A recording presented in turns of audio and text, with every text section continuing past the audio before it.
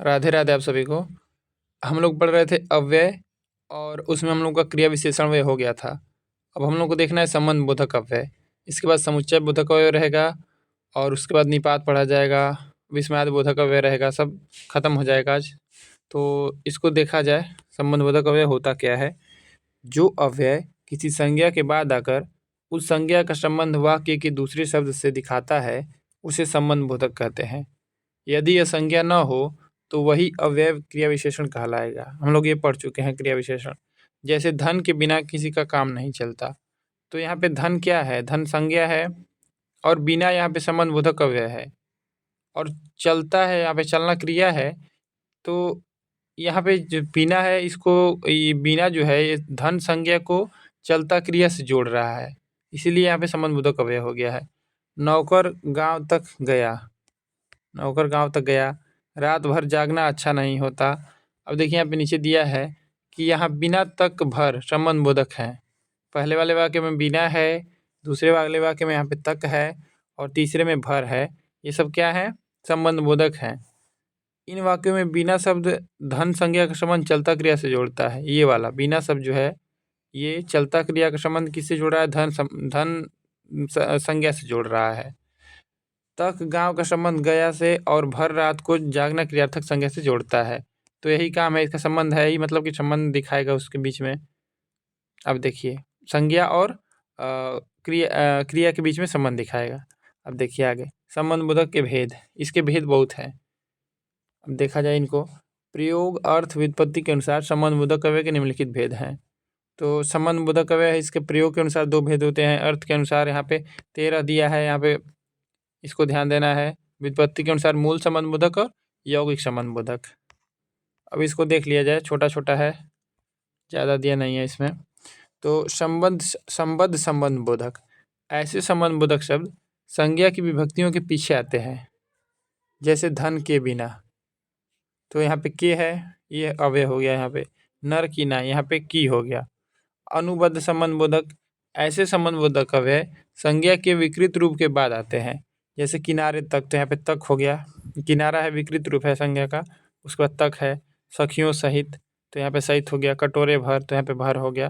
पुत्रों समेत, तो यहाँ पे समेत हो गया। तो ये अनुबद्ध संबंध बोधक है। तो यहाँ पे ध्यान देना है कि प्रयोग के अनुसार संबंध बोधक अव्यय के दो भेद होते हैं, संबंध बोधक, संबद्ध संबंध बोधक और अनुबद्ध संबंध बोधक। अब देखिए अर्थ के अनुसार संबंध बोधक अवयवों के 13 भेद के उदाहरण अग्रलिखित हैं। तो अर्थ के अनुसार संबंध बोधक अवयव के 13 भेद होते हैं, इनको देख लिया जाए। छोटे छोटे हैं, इसमें ज़्यादा दिमाग लगाना नहीं है। और देखा जाए इसको, कालवाचक है, तो कालवाचक में आगे है, पीछे है, बाद, पहले, पूर्व, अनंतर, पश्चात, उपरांत, लगभग। तो ये समय, काल का मतलब कि समय हो गया ना, प्रेजेंट पास्ट फ्यूचर किस में है ये बता रहा है। अब स्थानवाचक है, तो ये देखिए उसकी स्थिति बताएगा। आगे है, पीछे है, नीचे है, तले है, सामने है, पास है, निकट है, भीतर है, समीप है, नज़दीक है, यहाँ, बीच, बाहर, परे, दूर। तो यह स्थानवाचक हो गया। दिशावाचक है, ओर, तरफ, पार है, आर पार है, आस पास है और प्रति है, दिशावाचक होगा। अब देखिए साधनवाचक है, तो साधन मतलब कि जरिए होता है ना, किसी का यूज करके, जैसे करण कारक होता है हम लोगों का, वैसे ही साधनवाचक ये है। अब द्वारा हो गया, जरिए हो गया, हाथ, मार्फत, बल, कर, जबानी, सहारे। तो ये साधनवाचक हो गया। अब हेतुवाचक, हेतु का मतलब कारण होता है। लिए, निमित्त, वास्ते, हेतु, खातिर, कारण, मारे, चलते। तो ये हेतुवाचक अव्यय हो गया हम लोगों का। अब देखिए विषयवाचक है, इसमें है बाबत, निस्बत, विषय, नाम, लेखे, जान, भरोसे। व्यतिरेकवाचक है, सिवा, अलावा, बिना, बगैर, अतिरिक्त और रहित। विनिमयवाचक है, इसमें है पलटे, बदले, जगह, एवज। अब सादृश्यवाचक है, मतलब सादृश्य का मतलब होता है कि समानता दिखाएगा। तो इसमें क्या है, समान हो गया, तरह हो गया, भांति हो गया, नाई हो गया, बराबर हो गया, तुल्य हो गया, योग्य हो गया, लायक हो गया, सदृश हो गया, अनुसार, अनुरूप, अनुकूल, देखा देखी, सरीखा, सा, ऐसा, जैसा, मुताबिक। अब विरोधवाचक है तो विरुद्ध हो गया, खिलाफ हो गया, उल्टे हो गया, विपरीत हो गया। सहचरवाचक है मतलब सहचर मतलब साथ के संबंध में है, तो संग, साथ, समेत, सहित है, पूर्वक है, अधीन है, स्वाधीन है और वश है। संग्रहवाचक है तक, लव, पर्यंत, भर और मात्र। अब अंतिम है ये तुलनावाचक। तो अपेक्षा, तुलना मतलब तुलना हो रहा है, दो के बीच में तुलना होता है। अपेक्षा, बनिस्बत, आगे, सामने। तो ये हो गया हम लोगों का। तो ये हम लोग किसके अनुसार देख रहे थे? ये हम लोग देख रहे थे अर्थ के अनुसार 13 भेद। तो हम लोग प्रयोग के अनुसार देख लिए, संबद्ध, अनुबद्ध, और अर्थ के अनुसार 13 भेद देख लिए, और व्युत्पत्ति के अनुसार अब देख लिया जाए। इसमें ज़्यादा है नहीं। अब समुच्चय बोधक देखेंगे तो उसको देखा जाएगा अच्छे से। इसमें संबंध में और समुच्चय में पूछता है अंतर। अब देखा जाए, ऑप्शन दे देगा 4 और एक कोई दे देगा, जैसे वाक्य दे देगा, उसमें पूछ लेगा कि इसमें कौन सा अव्यय है। तो समुच्चय में संबंध में क्लियर रहना चाहिए कि कौन है। तो देखिए व्युत्पत्ति के अनुसार संबंध बोधक के 2 भेद हैं। मूल संबंध बोधक तो बिना है, पर्यंत है, नाई है, पूर्वक है, ये सब है। यौगिक संबंध बोधक, यौगिक का मतलब ये होता है कि मूल से मिल के बना रहेगा, तो यौगिक संबंध बोधक हो जाएगा। तो देखिए संज्ञा से मिल के बना है, पलटे, लेखे, अपेक्षा, मार्फत। विशेषण से मिल के बना है, तुल्य, समान, उल्टा, ऐसा, योग्य। क्रिया विशेषण से बना है, ऊपर, भीतर, यहाँ, बाहर, पास, परे और पीछे। क्रिया से बना है, लिए, मारे, चलते, कर, जाने। तो ये हम लोग का संबंध बोधक अवयव हो गया समाप्त। इसमें ज़्यादा कुछ है नहीं, इस बुक में इतना ही दिया है। ठीक है, अब देखिए आगे देखा जाए। इसके आगे हम लोग को देखना है समुच्चय बोधक अवयव। इसको देखा जाए अच्छे से। ऐसा पद अव्यय जो क्रिया या संज्ञा की विशेषता न बताकर एक वाक्य या पद का संबंध दूसरे वाक्य या पद से जोड़ता है। देखिए हम लोग देखे थे संबंध बोधक अव्यय में कि वहाँ पे क्या होता था कि कोई भी संबंध बोधक अव्यय है वो संज्ञा का संबंध क्रिया के साथ बताता था। लेकिन यहाँ पे क्या हो रहा है, यहाँ पे वाक्य जो है या पद का संबंध दूसरे वाक्य या पद से जोड़ रहा है, उसको बता रहा है कि इससे क्या संबंध है। तो यहाँ पे एक समझ लीजिए पद से ही जोड़ रहा है। वहाँ पे संज्ञा और क्रिया के बीच में संबंध था, लेकिन यहाँ पे देखिए क्या है, ऐसा पद या अव्यय जो क्रिया या संज्ञा की विशेषता न बताकर एक वाक्य, यहाँ पे ध्यान देना, एक वाक्य या पद का संबंध दूसरे वाक्य या पद से जोड़ता है, वाक्य को ही जोड़ रहा है, समुच्चय बोधक कहलाता है। जैसे आंधी आई और पानी बरसा, तो आंधी आई ये एक हो गया वाक्य, और यहाँ पे यही जोड़ रहा है, तो ये समुच्चय बोधक अव्यय हो गया। पानी बरसा तो 2 वाक्यों को जोड़ रहा है।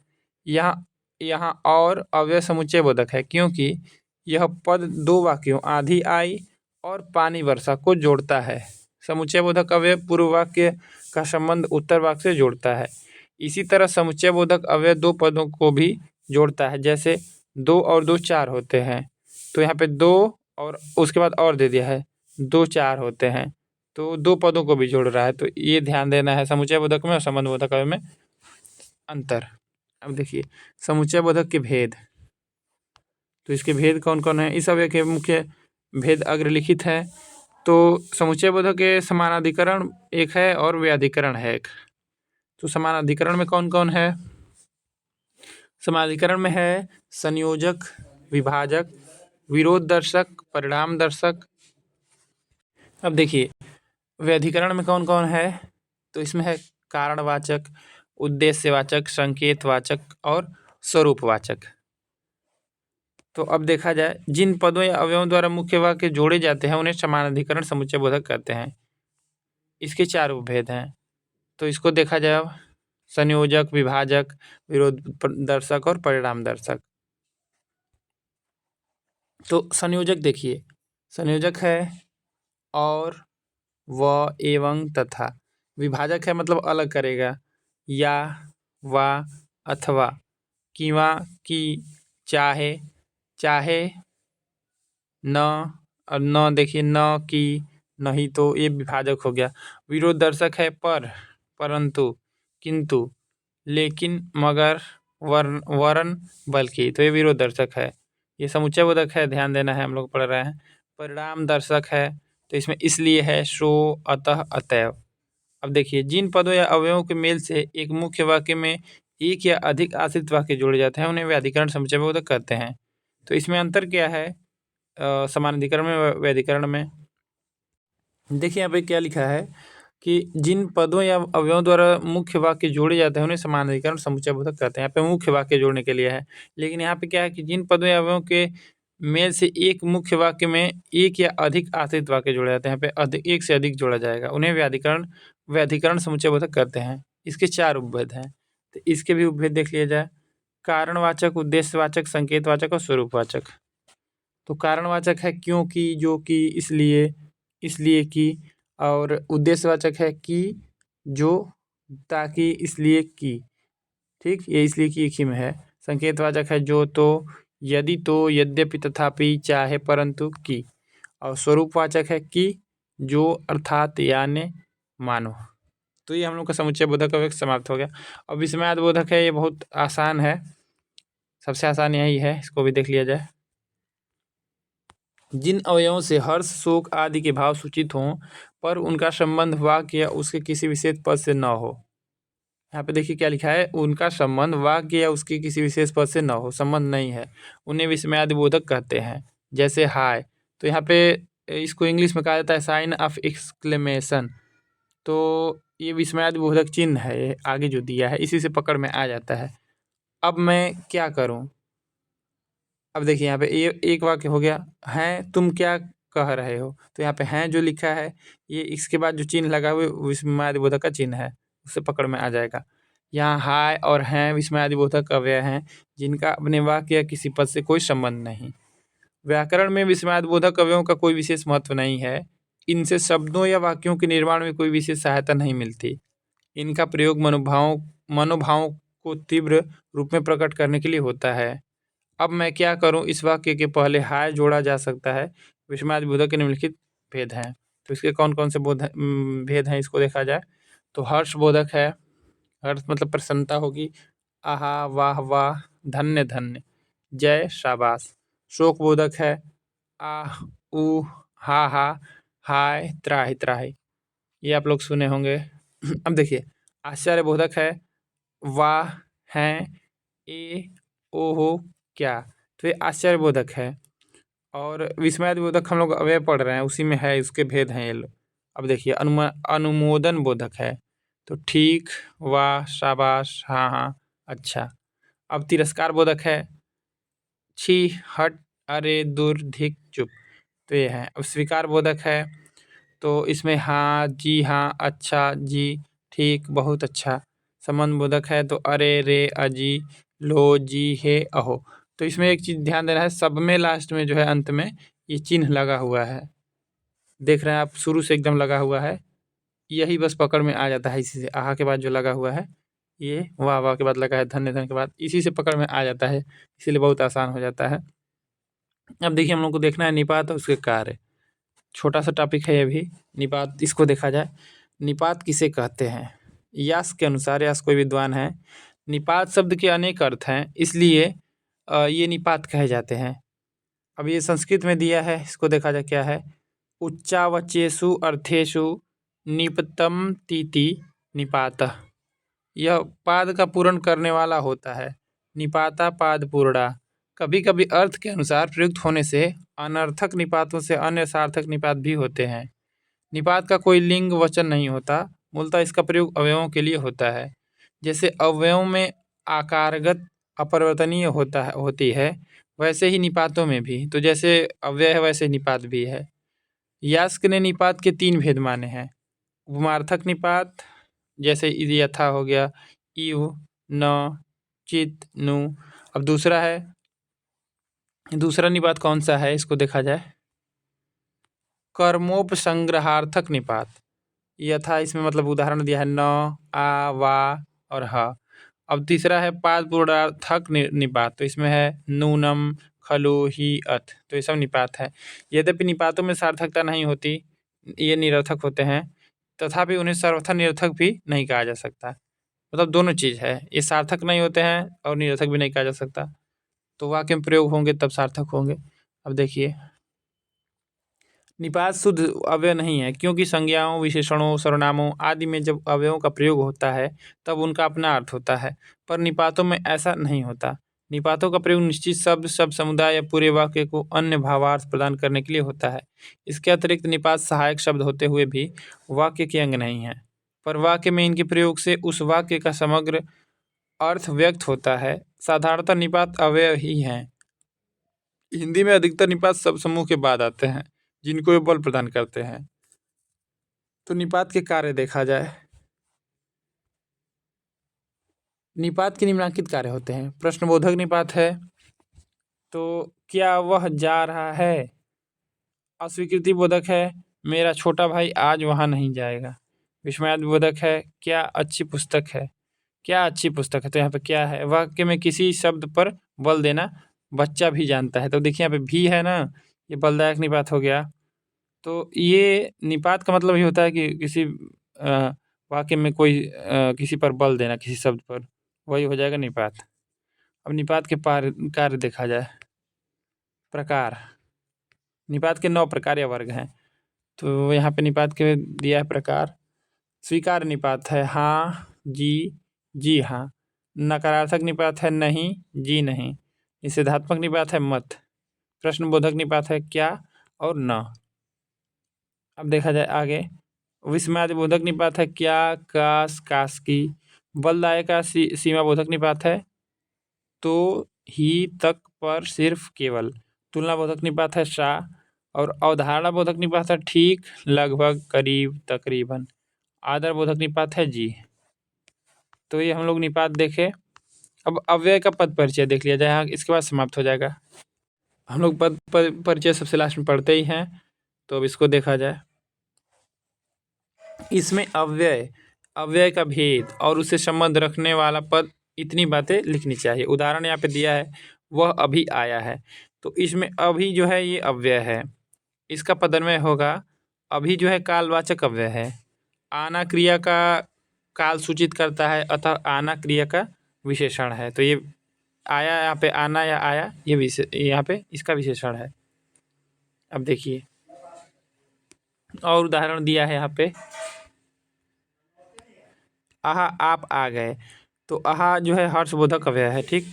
क्रिया विशेषण का पद परिचय देखा जाए। अब इसके अंतर्गत क्रिया विशेषण का प्रकार देखिए, यहाँ पे प्रकार और जिस क्रिया की यह विशेषता प्रकट करे उस पद का उल्लेख होना चाहिए। तो उदाहरण यहाँ पे दिया है, बालक अपने क्लास में शांतिपूर्वक बैठता है। देखिए यहाँ पे हिंदी में इंग्लिश ऐड कर दिया, उसी में क्लास हो गया है। तो शांतिपूर्वक जो है क्या है, बैठना है। तो बैठना क्रिया है, तो उसका ये विशेषता है, शांतिपूर्वक बैठा है, तो क्रिया विशेषण हो गया। तो रीतिवाचक क्रिया विशेषण है, बैठता है, क्रिया की विशेषता बतलाता है। अब पद परिचय की कुछ अन्य उदाहरण है। अच्छा लड़का कक्षा में शांतिपूर्वक बैठता है। तो अच्छा जो यहाँ पे है ये क्या है, गुणवाचक विशेषण है, पुल्लिंग है, एक वचन है, इसका विशेष लड़का है। मतलब जिसकी विशेषता बताता है उसको विशेष कहा जाता है। तो लड़का की विशेषता बता रहा है। लड़का क्या है, जातिवाचक संज्ञा है, और हम लोग संज्ञा पीछे पढ़े ही हैं, जातिवाचक संज्ञा हो जाएगा। पुल्लिंग है, एक वचन है, अन्य पुरुष है और कर्ता कारक है, बैठता है क्रिया का करता है। कक्षा में, यहाँ पे कक्षा में दिया है ना, जातिवाचक संज्ञा, स्त्रीलिंग है, एक वचन और अधिकरण कारक है। शांतिपूर्वक रीतिवाचक क्रिया विशेषण है, बैठता है क्रिया का विशेषण है। और यहाँ पे बैठता है क्या है, अकर्मक क्रिया है, क्योंकि हम लोग पढ़े थे क्रिया की अकर्मक सकर्मक होती हैं। तो जहाँ पे कर्म नहीं रहेगा उसको अकर्मक क्रिया कह दिया जाएगा। तो ये अकर्मक क्रिया है। कर्तृवाच्य है, तो जिसमें कर्ता प्रधान होता है उसको कर्तृवाच्य कहा जाता है। सामान्य वर्तमान काल, पुल्लिंग, एक वचन, अन्य पुरुष, इसका कर्ता लड़का है। अब दूसरा उदाहरण यहाँ पे दिया है कि मोहन अपने भाई सोहन को छड़ी से मारता है। तो यहाँ पे देखा जाए, मोहन क्या है, व्यक्तिवाचक संज्ञा है। हम लोग पढ़े थे व्यक्तिवाचक संज्ञा जो होती है यूनिक होता है कोई भी। अन्य पुरुष है, पुल्लिंग है, एक वचन है, कर्ता कारक है और इसकी क्रिया है मारता है। अब देखिए अपने जो यहाँ पे दिया है, ये अपने निजवाचक सर्वनाम है, पुल्लिंग है, एक वचन है, संबंध कारक है, भाई से संबंध रखता है, सार्वनामिक विशेषण है और इसका विशेष भाई है। अब यहाँ पे भाई का दिया है पदन्वय, जातिवाचक संज्ञा है, पुल्लिंग है, एक वचन है, कर्म कारक है और सोहन कर्म का विशेषण, मारता है क्रिया का कर्म है। अब देखिए सोहन को, तो सोहन को क्या है, व्यक्तिवाचक संज्ञा, पुल्लिंग, एक वचन, कर्मकारक भाई के अर्थ को प्रकट करता है, अतः समानाधिकरण संज्ञा है। छड़ी से जातिवाचक संज्ञा, स्त्रीलिंग, एक वचन, करण कारक। करण कारक मतलब कि यूज जहाँ पे होता है साधन के अर्थ में, तो उसको करण कारक कह दिया जाता है। मारता है सकर्मक क्रिया है, इसका कर्म भाई सोहन, सामान्य वर्तमान काल, पुल्लिंग, कर्तृवाच्य, अन्य पुरुष, इसका कर्ता मोहन है। तो ये हम लोगों का पूरा हो गया समाप्त। हम लोगों का जो चल रहा था अव्यय वो समाप्त हो गया। इसके बाद शब्द रचना रहेगा, उसको देखा जाएगा। उसमें क्या रहेगा, उसमें जैसे देशज शब्द हो गए, विदेशज हो गए, तत्सम तद्भव, ये सब अब पढ़ा जाएगा। तो हम लोग का व्याकरण में जो खंड था मेन, वो हम लोग का पूरा समाप्त हो गया है। अब शब्द रचना करके है ऐसे, उसको पढ़ा जाएगा। ठीक, तो आप सबको जुड़ने के लिए धन्यवाद।